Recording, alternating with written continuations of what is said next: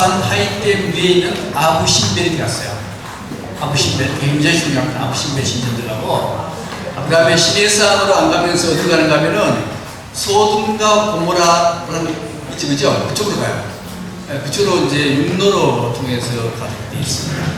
그래서 원래 그래서 시한상으로 갈릴리가 맞았거든요. 갈릴리 빠지는 걸 억지로 집어넣어라. 갈릴리는 기독교상 굉장히 중요한 지역이기 때문에 집어넣어야 해서 집어넣어라. 그렇습니다. 뭐 여기 앞에 전할 말씀 없죠? 10분 쉬고 해요. 10분 쉬고. 네네.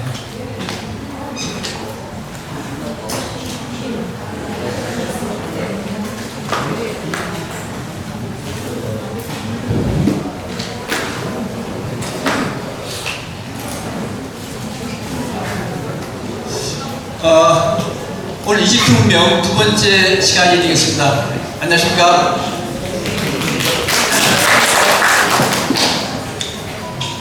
오늘 저 태풍도 오는데 뭐 집에서 그냥 쉬시지 뭐 여기까지 말아오셨습니까? 네, 그렇지 그죠? 전번 시간에 이집트 신화에 대해서 말씀을 드렸어요. 오시리스 신화. 전번 시간 전번에 했던 거 잠깐만 더 말씀드릴게요. 이집트는 나일강을 빼놓고는 얘기할 수가 없습니다.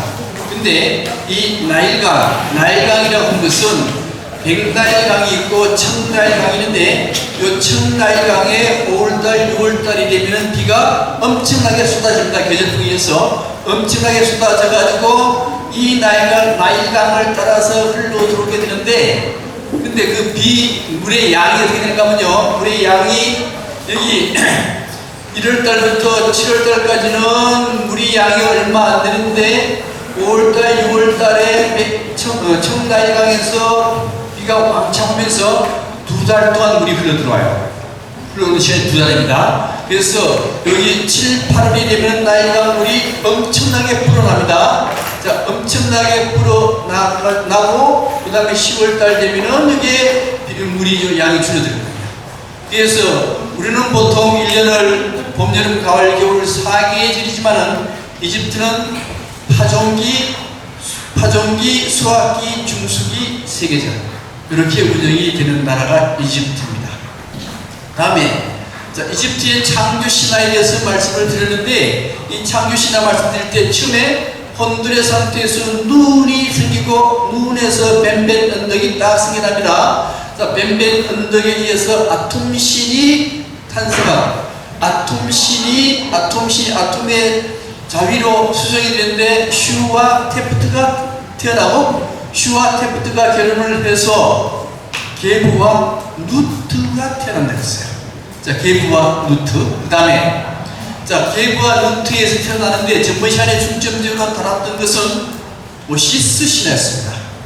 오시리스 신화인데 그 주요 내용은 왜냐면 게부와 누트는 남매간인데 이 누트라고 하는 신은 태양신 라의 부인이요. 태양신 라의 부인인데 이 누트가 자기 남매간에 바람을 피워서 임신을 했습니다. 임신을 했는데 문제는 태양신이 가만 보니까 기분이 되게 나쁘죠, 그죠? 자기 부인이 바람을 피워서 임신했으니까 이거 안 되겠다. 그래서 애를 못 넣게 만들어요, 태양신이. 근데 태양신의 날은 원래 360일이었습니다, 그죠? 360일인데 여기 누트가 자기 애인 토트가 있었거든요. 자기 애인 토트를 시켜가지고 달하고 장기 4기를 해서 시간을 벌어요. 그래서 1년 동안 360일 동안 장기를 떠서 계속 이겨가지고 얼마 시간을 벌었는가 하면은 얼마 시간? 5일을 벌었습니다. 그래서 360일이 얼마나 바뀐가 하면 1년이 365일인데 문제는 360일 동안은 이게 태양신 라가 주관하기 때문에 애를 못 낳아.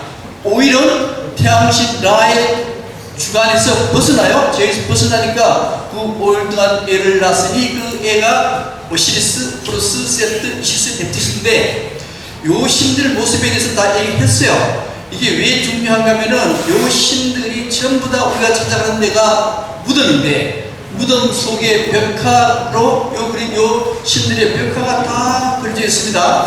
그려졌는데 이제 문제는 맨 첫 번째 태어난 게 오시리스요.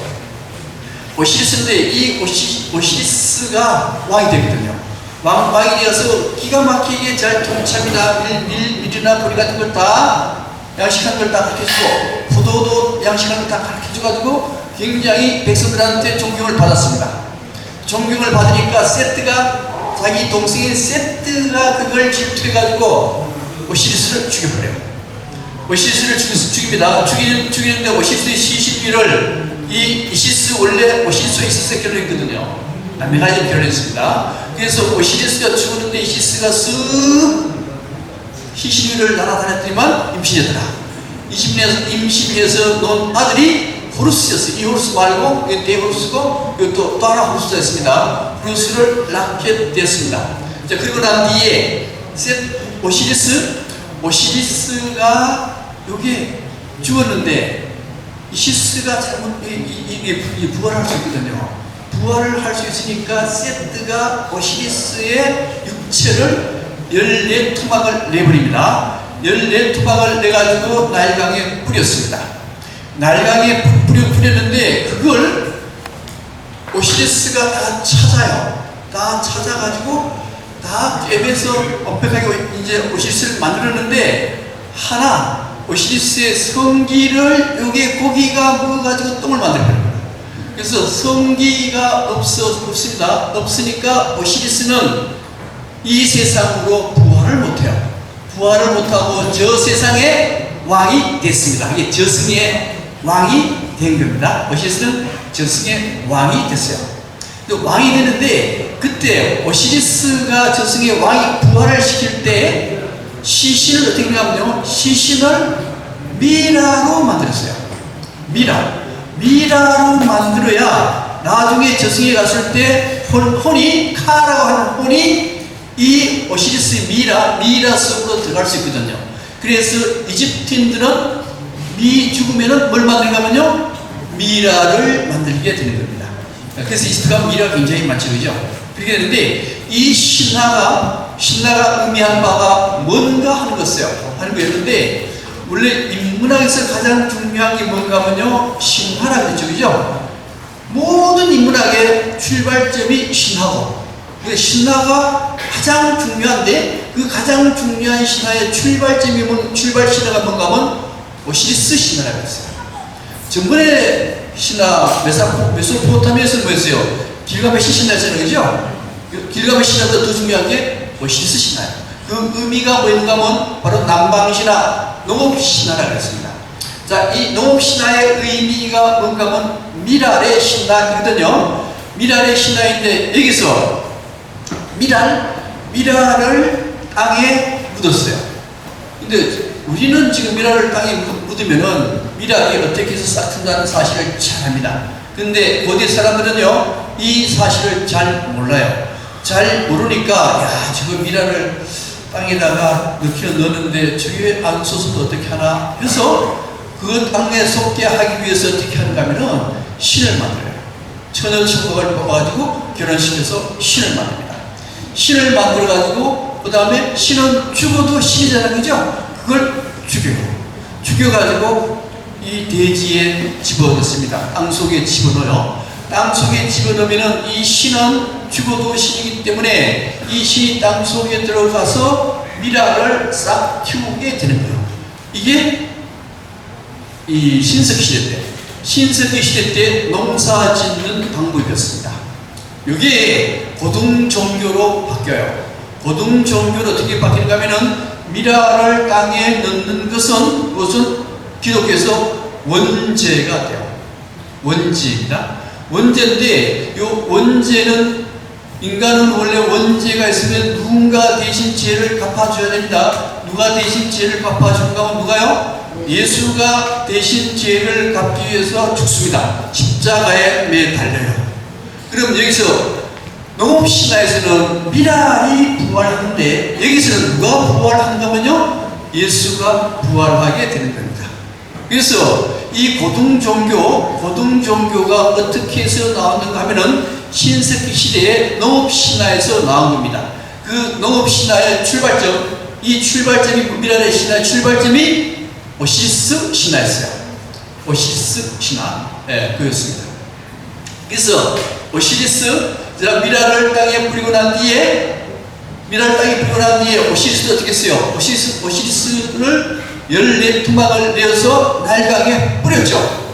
나일강에 뿌렸습니다. 나일강에 뿌리니까 그 다음에 나일강에서 미랄이 부활한 거예요. 그게 어떻게 되는가 하면 바로 이 오시리스 의식에서 나타나는데, 자, 오시리스 의식은 어떻게 되는가 하면요, 자, 나일강에 물이 이렇게 왕창 내렸습니다. 물이 왕창 풀었을 때 이 물길을 농지로 물길 트기를 해요. 그러면 이제 그게 물길 트기를 하면은 이제 논밭이 다 물에 물이 많잖아요. 물이 적당히 들어갔단 말이에요. 그러면은 그 다음에 씨앗을 뿌려야 되죠. 그래서 씨앗을 파종기 때 씨앗을 뿌렸어요. 뿌리고 난 뒤에 미랄이 안 섰으면 큰일 나잖아요. 큰일 나니까 이때 오시리스님이 이제 상을 만들어서 땅에다가 묻어요. 그럼 어떻게 해요?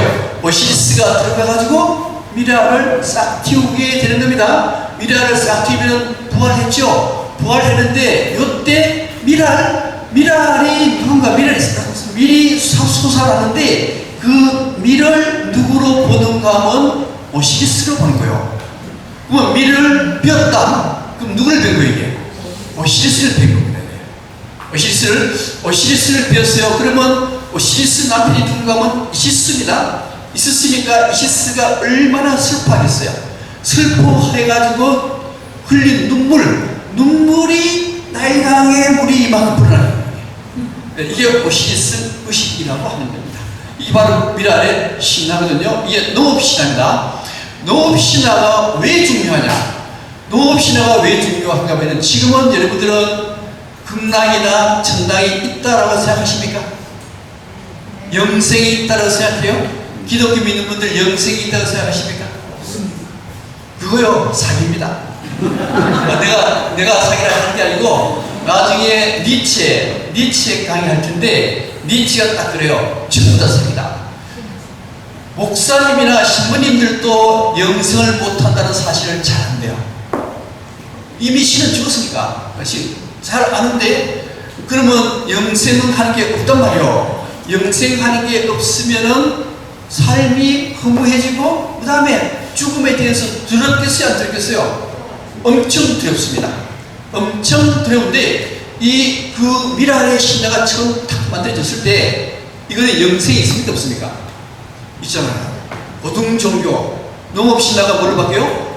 고등종교로 바뀌어요. 고등종교로 바꾸면은 죽음 뒤에는 뭐가 있습니까? 부활이 있어요. 부활이 있어 영생을 얻게 되는 겁니다.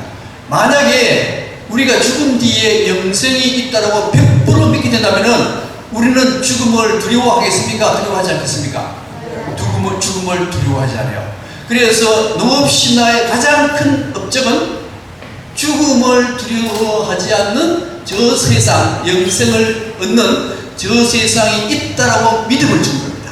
그래서 우리는 공포감 없이 죽음을 맞이할 수 있게 됐어요.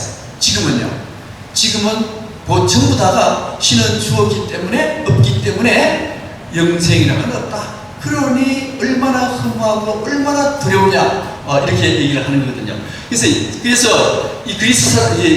이집트 사람들은 영생이 있다고 믿었잖아요. 영생이 있다고 믿으니까 영생을 얻기 위해서 뭘 만드는가 하면 뭘 만들어요? 무덤.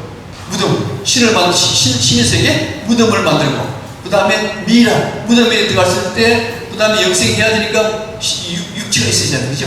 육체가 있으니까 미라가 필요하고, 기독교 믿는 사람들, 요새는 다 화장하겠지만, 기독교 믿는 분들은 원래 화장하게 됐어요? 안 하게 됐어요? 화장 안 하게 됐어요. 왜요? 영생해야 할 때 육체가 있어야 되니까. 근데 이집트 사람들도 그렇게 생각했던 겁니다.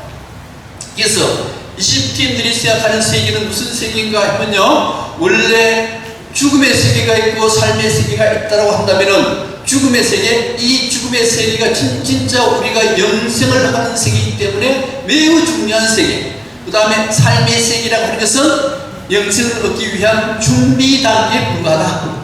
그러니까 영생을 얻기 위해서는 뭘 만들어야 되느냐? 미라를 만들어서 영생을 얻게 되는 겁니다. 그래서 이집트인들은 이렇게 4, 5세기는 미라 만드는 게 그렇게 중요한데, 이게 누구였어요? 이게 앱티스? 이거 뭐였죠? 아비누스. 근데 요 사람이 죽음의 시신을 관정하는 거요. 관정하기 때문에 요거에 의해 가지고 미라를 만들게 돼요. 미라 만든다. 그러는데 죽음의 세계를 갔어요. 죽음의 세계에 갔을 때 요게 죽음 이집트 사자에서가 다 제시가 됩니다. 대체로 무덤에 들어가면은 그 중심적인 내용은 요 내용이에요.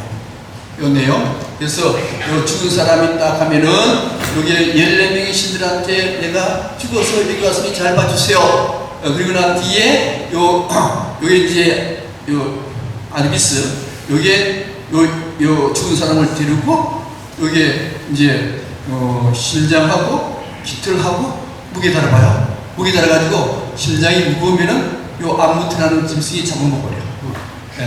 가벼우면은 요때 여기 이집트 사자에서의 기록이 딱 여기 이제 이집트 사자에 씁니다.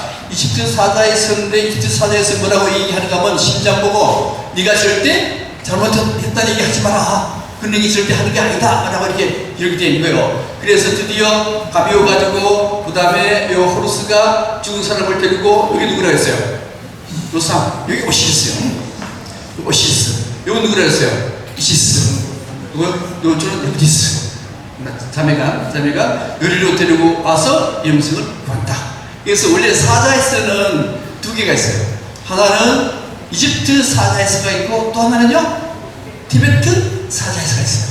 근데 이제 뒤에 가면은 지금 두 번째 시간은 이게 이집트의 유물에 대해서 얘기하는데 여기 이집트 안 가는 분들이 많기 때문에 그거는 좀 줄이고 개략적인 그 개요적인 걸 말씀드리면 티베트 사자에서는 어떻게 기록되어 있는가 하면 이렇게 기록되어 있어요. 자, 사람이 죽었어요. 죽으면은 스님이 죽은 사람이 기인되고 얘기합니다. 자, 네가 죽었다고 너무 슬퍼하지 마라. 죽어도 영혼은 그 소리를 듣는데요. 죽었다고 너무 서러워하지 마라. 네만 죽는 게 아니고 모든 사람이 다 죽는 것이다. 그런데 지금부터 너는 죽으면 일주일 동안은 기가 막힌 호화로운 그런 세계가 나타날 것이다. 그럴 때 빛을 따라가면 너는 윤회에서 벗어난다. 7일이 지난 뒤에는 너는 엄청나게 고통스러운 세계로 들어갈 것이다. 그래서 엄청난 귀신들이 너를 따라와서 칼로 난도질하고 혓바닥을 잡아채고 할 터인데, 너가 알아둬야 될 사실은 그것은 너가 이 세상에 살 때 나쁜 짓을 했던 그 업에 의해서 이루어지는 환영에 불과하다. 그 환영이라는 사실만 안다면은 너는 윤회의 세계에 벗어나서 부처 세계로 들어갈 것이다. 이렇게 얘기해요. 이게 티베트 사자에서인데 이집트 사자에서보다는요 훨씬 더 심해요. 그 의미는 뭔가 하면은 우리가 그 과거에 죽은 뒤의 세계를 얘기하면서 현재 세계를 얘기하는 거예요. 지금 우리가 살고 있는 세계는 전부 다 고통의 세계 아니요? 그죠? 그 고통의 세계, 고통스럽지 않은 소리가 없잖아. 그죠? 이 고통의 세계라고 하는 것은 당신이 지금까지 쌓은 업보에 의해서 이루어진 것인데, 그것은 실제 세계가 아니고 연극 같은 그런 세계이다. 그러니 거기에서 그것이 연극의 세계라고만 생각한다면은 너는 윤회의 세계에서 벗어나서 부처의 세계가 될 것이다. 이게 이제 티베트 사자에서요. 그래서 티베트 사자에서가요 이집트 사자에서보다는 훨씬 더 심하고 좋습니다. 어쨌든 이거는 이집트 사자에서요. 그 다음에 파라오에서 얘기했는데, 이 파라오의 역사, 이집트의 역사입니다. 이집트의 역사였는데, 자, 이집트란 나라는 원래 나일강에 의해서 이루어진 나라예요. 근데 지금부터 만 년 전에는 이집트란 곳은 이집트 수단 그쪽의 사막 지역은 비가 잘 왔기 때문에 그야말로 살기 좋은 낙원 세계였습니다. 그런데 10,000년 정도쯤 돼서 이 지역이 점점 사막화되어 가기 시작해요. 사막화되어 가니까 사막에는 사람이 살 수 없잖아, 그죠? 그러니까 어디로 몰리는가 하면 이집트 쪽으로 사람들이 몰려들게 돼요. 이집트 쪽으로 몰려들어서 이집트를 개발하기 시작합니다.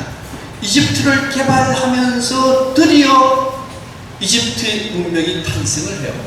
그래서 이집트 문명이 탄생하면서 이때가 언제인가 하면요, 지금부터 5,000년 전이었습니다. 5,000년 전에 이집트 문명이 탄생을 하고 돈이 엄청나게 많았어요. 지금도 중동에서 가장 농업이 많이 되는 데가 이집트라는 나라거든요. 그래서 사실 이집트가 가장 부국이 될 요소를 가장 많이 가지고 있습니다. 그런데 돈이 엄청나게 많이 모였는데 이 돈을 어떻게 쓸까 하는 걸 결정을 해줘야 돼요. 그 어떻게 쓸 걸 결정하는데 그게 언제 결정되는가 하면요, 이때 고왕국 시대 때 결정이 됩니다. 고왕국 시대 때 결정되는데 이게 지금부터 4,600년 전에, 자, 이 돈 어떻게 쓸까? 그래서 결정되는데 어떻게 썼어요? 신을 위해서, 신을 만들기 위해서 써버린 거예요. 자, 그리고 이집트라는 나라는 여기에 나오는데 고왕국, 중왕국, 신왕국으로 나오거든요. 근데 왕국이 만들어질 때마다 요 이집트가 쫙 갈라가지고 상 이집트하고 하 이집트하고 나눠져요. 고왕국에서도 말기가 되면 상과 하가 나눠집니다. 나눠졌다가 통일을 탁 해요. 통일 탁 하면 고왕국에서 뭐를 바뀌는가 하면요, 중왕국으로 바뀌어요. 중왕국으로 바뀌었다가 또 여기 익소스 쪽에서 지배를 당하면서 지배를 당해서 나라가 혼란스러워요. 이때 다시 익소스 쪽을 물리치고 새로운 나라를 만들었으니 그게 신왕국. 그래서 고왕국, 중왕국, 신왕국, 이렇게 시대가 구분이 돼요. 고왕국은 지금부터 4,600년 전, 그 다음에 중왕국은 지금부터 4,000년 전, 그 다음에 신왕국은 지금부터 3,500년 전, 이렇게 생각하시면 됩니다. 그 다음에 이제 세계 문명입니다. 문명인데 4대 문명 아시죠? 그죠? 4대 문명? 4대 문명인데 여기 보면 여기에 인류 문명 중에 가장 빠른 것은 언제가 하면요, 메소포타미아 문명이에요. 지금부터 5,500년 전이에요. 단군이 우리나라에 내려오기 훨씬 전에 이미 문명이 생겼습니다. 그 다음에 두 번째로 역사가 깊은 문명은 이집트 문명인데 지금부터 5,200년 전에 이집트 문명이 생기고 그 다음에 인도 문명, 황하 문명 이렇게 됩니다. 그런데 우리는 지금 이집트 문명을 보자 해요. 근데 전번에 많이 얘기했던 건데 문화하고 문명 문제였습니다. 그죠? 문화인데 문화는 이게 영어로 하면 컬처입니다. 컬처인데 컬처라는 뜻은 농사 짓다라는 뜻입니다. 아까 농사 짓다의 의미는 미랄의 신화 아까 보셨죠, 그죠? 미랄의 신화인데 미랄의 신화가 의미하는 바가 뭔가 하면은 예수를 생각하면 돼요. 예수가 다른 사람을 위해서 십자가에 매달렸죠. 십자가에 매달렸다 부활을 한 거요. 그래서 컬처라 하는 것은 농사 짓다는 뜻이지만은 진정한 의미는 뭔가 하면 다른 사람을 위해서 나를 희생시키겠다. 그것이 문화의 원 뜻입니다. 문화는 원래 정신문화 이렇게 돼요. 문명은 시빌라이제이션을 위해서 이것은 도시화입니다. 도시 사는 사람들은 되게 문명인 그래요. 그래서 이거는 도시 사는 사람들은 물질 문명이죠, 그죠? 서울 사람들은 정신 문명이 좀 필요하게 내가 같이 활동해보니까. 그리고 물질 문명이 굉장히 풍부해요. 그래서 이걸 물질 문명이라고 그러고 정신 문화라고 그럽니다. 대체로 문화 문명의 모델은 이렇게 두 개로 나눠요. 그런데 이제 토인비는 뭐라고 얘기하는 거면, 토인비는 문화라고 하는 것은 굉장히 좁은 범위의 문명, 좁은 범위, 시간도 짧아요. 그런데 문명은 굉장히 큰 범위, 시간도 길어요. 예를 들면 이집트 문명이라고 하는 것은 이집트 전체 문명이면서 시간적으로는 지금부터 5200년 전에 문명이 발생을 하고 그 다음에 지금까지 문명이 계속 전개가 된다. 문명은 그러니까 이집트 문명은 7000년 동안 계속 한 문명이 전개된다 이런 얘기입니다. 이거 어떻게 전개된가 볼까요? 처음에 이제 문명 중에 이건 한번 얘기했죠.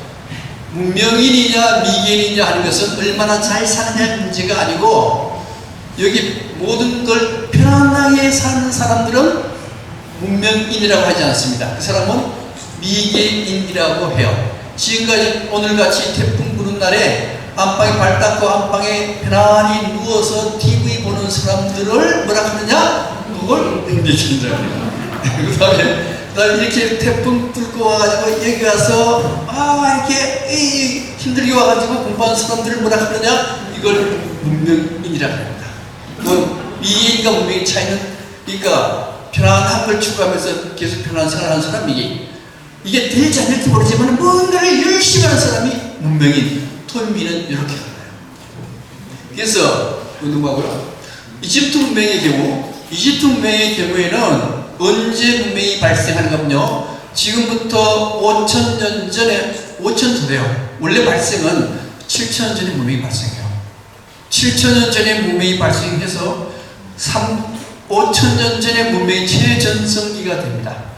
최전성기가 되고 그 다음에 30세기 이후 5000 때부터 문명이 쇠퇴하기 시작해요. 언제 쇠퇴하느냐? 피라미드를 만들 때부터 이집트 문명은 쇠퇴하기 시작을 하는 겁니다. 쇠퇴해서 지금까지도 현재 이집트는 쇠퇴하고 있다는 거예요. 토임기에 의하면은. 그래서 지금도 이집트는 국민소득이 얼마 되는가면요, 우리나라의 한 10분의 1 정도밖에 안 돼요. 5000년 전에는 최고의 문명을 가졌던 사람들이 지금은 우리나라의 10분의 1 정도밖에 안 된다 그러면은 무엇 때문에 이렇게 되었는가 하는 게 바로 이 문명론입니다. 그래서 아까도 말씀드렸듯이, 자, 이게 근초가 이루어지면서 나일강변으로 모입니다. 그 당시 나일강은 어떤 상태인가면요, 이게 나일강이죠. 나일강입니다. 근데 그 당시 나일강은 악어가 들끓었어요. 처음에 농사 짓기 전에. 악어가 들끓고, 그 다음에 이런 거, 이게 뭐예요, 이게? 하마가 나일강변에 들끓고, 그 다음 뱀들이 이렇게, 이게 엄청나게 많았기 때문에 감히 사람들이 접근을 못했습니다. 접근을 못했는데, 근데 문제는 사막화가 되니까 사람 살 수 있는 방법은 나일강을 개발할 수밖에 없어요. 그래서 이집트 사람들은 나일강을 개발하기 시작합니다. 언제부터 시작했냐면요, 지금부터 10,000년 전부터 나일강을 개발하기 시작을 했어요. 개발하기 시작해서 나일강을 드디어 개발 완료가 됐는데, 개발 완료됐는데, 여기 이제 나일강이 이렇게 있으면 멤피스를 중심으로 이걸 하 이집트라 그러고 이게 상 이집트라 그러거든요. 근데 이 이집트를 개발한 사람들은 하라 그랬습니까? 상이라 그랬습니까? 상. 예. 시골에 돈 없는 사람들, 이런 사람들이 이집트를 개발하고, 그 다음에 황무지를 개발하고, 그 다음에 이집트를 통일한 사람들도 거의다가 잘 사는 이쪽 사람들이 아니야. 이쪽 사람들이 거의다가 통일을 시켰던 겁니다.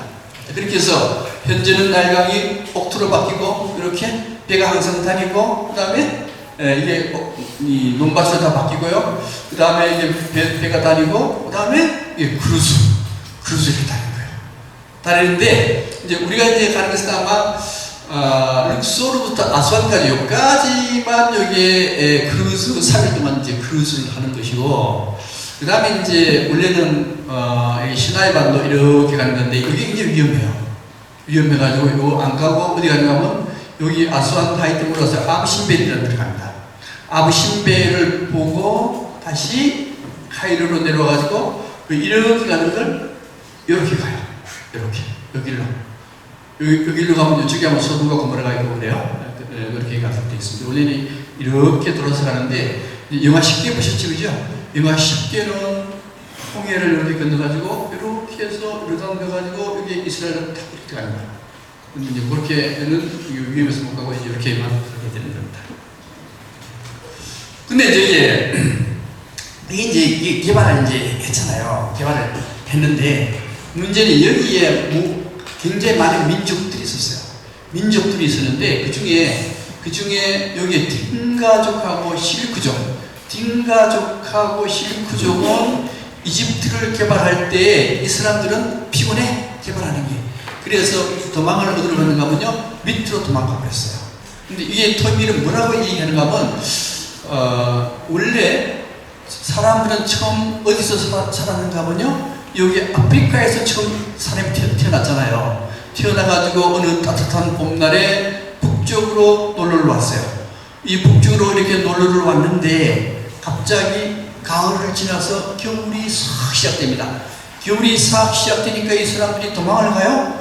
도망을 가는데 한 부류는 다시 남쪽으로 도망을 가버렸습니다.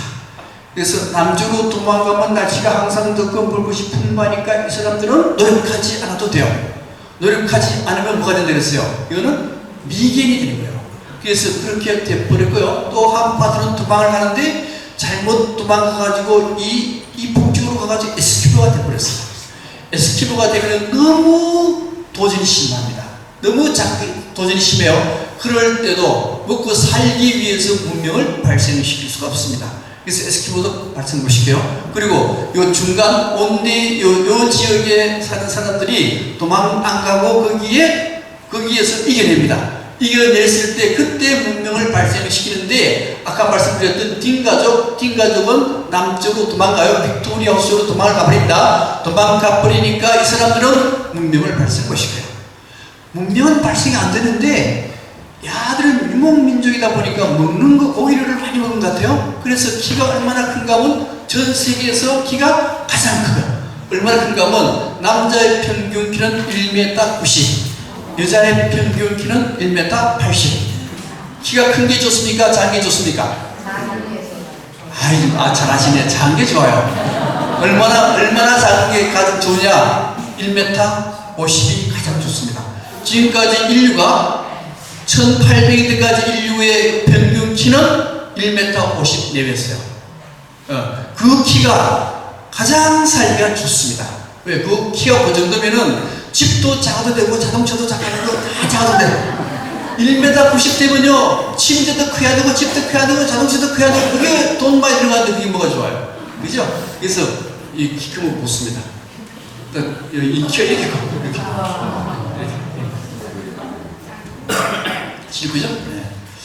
그 다음에 그래서 이집트 문명이 드디어 발생을 해가지고 그 사막에 건조화의 도전을 받아가지고 나일강을 개발함으로써 이집트 문명이 발생이 됐습니다. 발생되고 나면은 그 다음에 문명을 성장해야 되는데 이 성장의 기준이 뭔가 하는 문제요. 성장은 대체로 우리는 나라가 커지면은 성장했다라 보는 거예요. 그죠? 우리가 남북 통일되고 중국 만주까지 잡아먹고 중국까지 잡아먹었다. 그럼 뭐요? 우리나라가 성장했다 이렇게 생각하잖아요. 그죠? 그게 아니라는 겁니다. 그게 성장을 하려면 어떻게 해야 되는가 하면요 군국정책, 군대를 강하게 하는 정책을 써야 돼요. 군대를 강하게 하는 정책, 나라 중에 어떤 나라가 있습니까 하면요 중국의 진나라라는 나라가 있어요. 진나라. 진시황 아시죠? 진시황이 굉장히 강한 나라였잖아요. 그죠? 최고 강한 나라가 돼가지고 중국 최초로 통일국가가 됩니다. 그럴 때 중국이 어떻게 강한 나라가 되느냐? 그거는요 귀족이든 노예든 평민이든 적국의 사람을 얼마나 많이 죽이느냐에 따라 가지고 계급이 결정돼 버려요. 그러면은 진나라 사람들은 어떻게 해야 돼요? 다른 나라 사람을 죽여야 되는 거예요. 이게 사람 죽이는 귀신이 되거든요. 진시황의 진나라는 그런 나라였습니다. 그래서 중국을 통일했잖아요. 그러면 그 나라가 문명국가입니까? 야만국가입니까? 야만국가예요. 나라가 커진다 하는 의미는 그런 의미를 가지고 있습니다. 일본이 한국 잡아먹고 중국 잡아먹을 때 그게 사람을 얼마나 많이 괴롭히고 얼마나 많이 죽였는데 그래야 나라가 커지는 거예요. 그러니까 나라가 커진다는 것은요 절대로 문명 성장의 기준이 못 됩니다. 또 하나 그 다음에 기술계통. 기술이 좋으면은 문명국가가 되느냐 이런 문제입니다. 예를 들면은 이게 전번에 한번 토요미 역사인과가 할 때 얘기했었는데 여기 구멍가게고 요새는 구멍가게 다 없어져 버렸죠. 없어지면서 뭐로 바뀌었어요? 대기업의 마트로 바뀌었습니다. 마트로 바뀌면은 여기 기술이 좋아요, 그죠? 딱 밀어넣으면 재고가 몇 개 있고 이거 얹어서 몇 개 사더라 다 결정된다고 이게. 근데 문제는 이렇게 마트화 시켰을 때 구멍가게 주인들, 이 구멍가게 주인들은 직장을 잃어버리죠. 직장을 잃어버리면 어디로 가야 되는가 하면요 마트에 월 88만원짜리 알바로 들어가야 돼요. 88만원짜리 알바가 행복한 거냐 구멍가게 주인이 행복한 거냐 이 문제입니다. 기술이 발전한 게 뭐가 더 행복하겠어요? 구멍가게도 행복한 거예요. 그래서 기술이 발전은 절대로 문명의 성장의 기준이 못 됩니다. 근데 그런 문명은 어떻게 성장했나 안 했나를 볼 수 있느냐? 그것은 이 문명을 이끌어 나가는 사람을 창조적 소수자라 그래요. 창조적 소수자를 닮으려고 하는 노력, 그걸 영성화라 그럽니다. 영성화. 그래서 창조적 소수자는 요거는 예수인데 모든 사람이 예수를 닮으려고 노력을 할 때 그때 그게 문명의 성장이라고 얘기를 하는 겁니다. 예를 들면 넘어가고 20편 한번 볼게요. 그래서 문명의 성장이라고 하는 것은 원래 이게 창조적 소수자가 일반 대중을 끌어당기는 힘이 강하고 일반 대중은 창조적 소수를 잘 밀어줄 때 그럴 때 그걸 문명이라고 하는 겁니다. 하는 거. 이집트는 어떠냐? 이집트 한번 볼까요? 이집트는 여기 처음에 나일강을 개발할 때 이집트의 파라오들은 굉장히 노력을 했어요. 노력을 해서 일반 대중이 팍 밀어줬습니다. 밀어줘서 나일강 개발이 완료가 됐어요. 그러니까 이거는 파라오의 창조적 소수자인 파라오의 힘이 강력하고 일반 백성이 열심히 밀어주는 바람에 드디어 이집트 문명이 성장을 하게 되는 겁니다. 자, 성장이 다 끝났어요. 그 성장을 해가지고 돈이 엄청나게 모였습니다. 자, 엄청나게 모였는데 파라오들은 이 엄청난 돈을 어디에 쓸까 결정을 해야 되는 거예요. 어디에 쓸까? 두 가지 방법이 있는데요. 이 성장 됐죠? 자, 어디에 쓸까 하는 문제인데 이런 거고 결정을 할 때 제우스로 할까? 프로메테우스 신으로 할까? 이 두 신 중에 결정을 해줘야 돼요. 여러분들은 제우스가 좋을 것 같아요? 프로메테우스가 좋을 것 같아요? 제우스라는 신은 바람둥이 신이요. 바람둥이 신이고 그 다음에 다른 사람 인간들을 억압하는 신이 제우스 신입니다. 그래서 이 제우스가 인간을 억압하니까 프로메테우스 인간을 억압해가지고 억압하니까 인간하고 동물하고 갖다 싸움 붙이면요 동물이 제일 약하게 돼가지고 항상 동물한테 잡아먹혀요. 잡아먹히는 걸 이제 프로메테우스라는 신이 가만 보니까 되게 불쌍하거든. 불쌍하니까 하늘에 있는 불을 훔쳐다가 인간한테 준 거야. 제우스는 절대 주지 말았는데 인간한테 줘버립니다. 그래서 인간은 불을 사용하게 되면서 동물을 지배하게 되는 겁니다. 이게 바로 그래서 이집트 사는 사람들은 현재 돈이 엄청나게 많은데 제우스처럼 파라오들, 귀족들을 신으로 만들까 아니면은 지금까지 많은 돈을 프로메테우스처럼 백성들한테 나눠줄까 결정을 해야 될 시기가 왔습니다. 근데 뭘로 결정했어요? 신 만드는데 결정해버린 거예요. 백성들한테 돈을 나눠준 게 아니고 귀족들이나 파라오 왕들을 전부 다 신으로 만들자. 신으로 만들려면 어떻게 신으로 만드느냐? 무덤을 피라미드 무지무지한 큰 피라미드를 탁 만들고 무덤도 무지무지하게 잘 만들고 화려하게 만들고 황금감에 씌워서 집어넣고 미라 만들고 그래야 이게 영생을 구할 수 있거든요. 이걸 선택해버린 겁니다. 그래서 토인비는 뭐라고 얘기하는가 하면 요 한 번의 선택, 지금부터 5,000년 전에 이집트의 창조적 소수자 파라오들이 선택한 게 뭐였는가 하면 백성을 위해서 선택을 한 게 아니고 자기들을 신격화하기 위한 선택을 하는 바람에 이집트인들은 지금까지도 완벽하게 못 사는 나라로 바뀌었다. 리더가 한번 잘못 선택하면은 그 문명은 자손들한테 영원히 못 사는 국가로 된다. 이게 이집트였어요.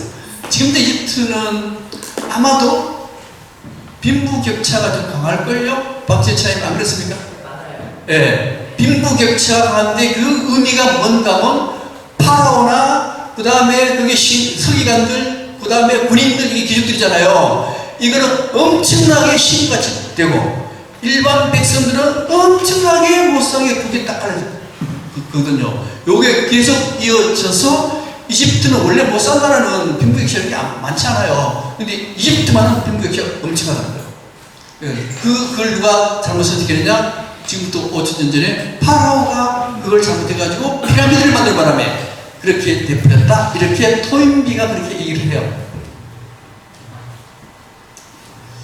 네, 그래서 조세르 고왕국에 조세르라는 사람이 백성들한테 나눠줘야 될 돈을 피라미드를 만드는 바람에 여기에 조세르의 계단식 피라미드, 그 다음 왕의 스네프리의 굴절 피라미드, 그 다음 쿠페의 대피라미드, 이런 피라미드를 만들므로써 이집트는 쇠망의 길로 가게 되어버렸다. 이렇게 얘기하는 겁니다. 물론 지금 시간 얘기할 때 이 피라미드 만들 때 대체 언제 만드는가 하면은 나일강에 물이 확 불어날 때, 나일강에 물이 확 불어나면 농사 못 지잖아요.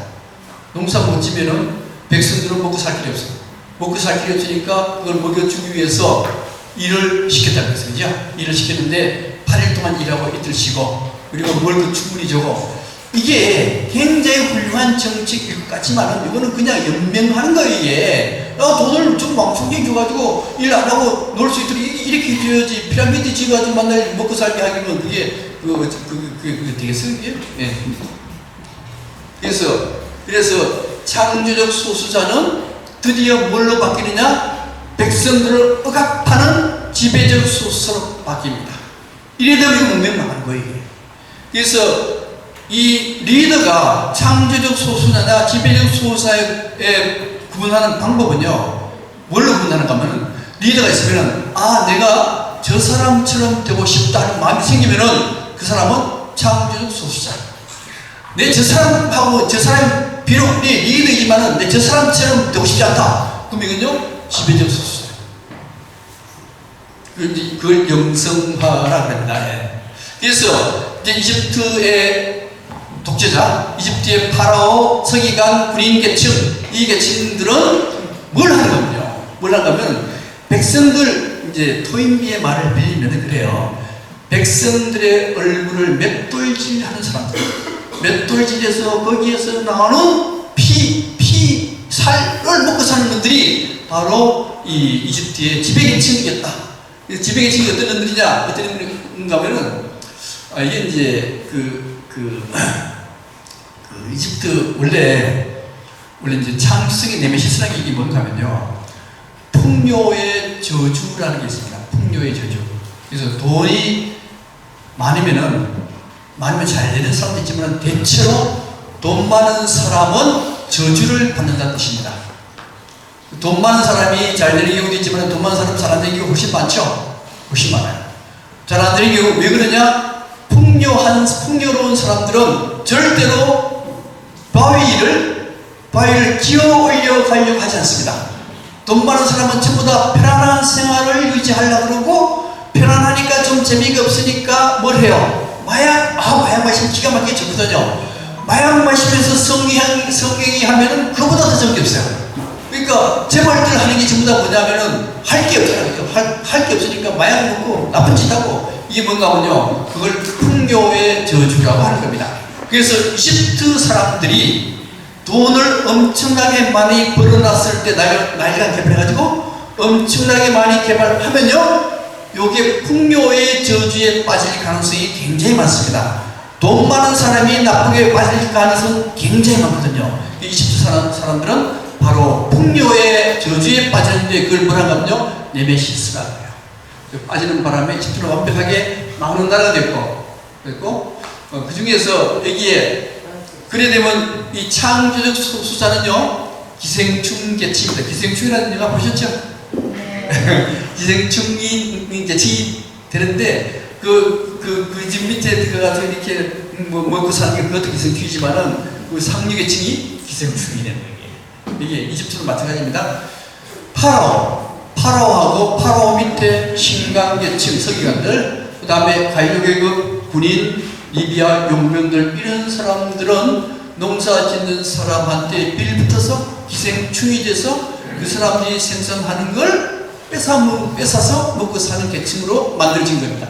그래서 이렇게 되면은요, 나라는 절대로 문명이 될 수가 없고 그 문명은 쇠퇴해질 수밖에 없는데 이게 바로 이집트라는 나라였습니다.